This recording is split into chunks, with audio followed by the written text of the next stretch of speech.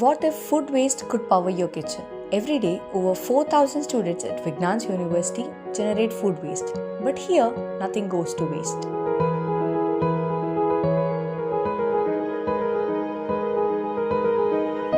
BioUrja, a 1-ton capacity biogas plant transforming food waste into clean, renewable energy operating 24/7. It produces nearly 100 cubic meters of biogas every day.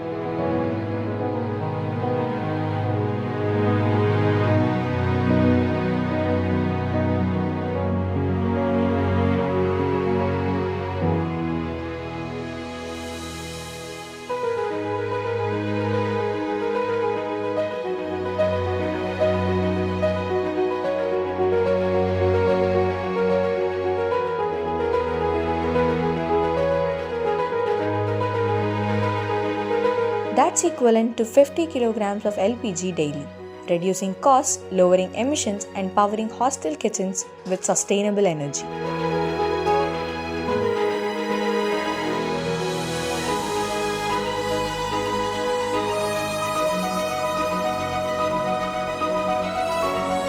At Vignan University, waste isn't discarded, it's transformed into energy for a greener future.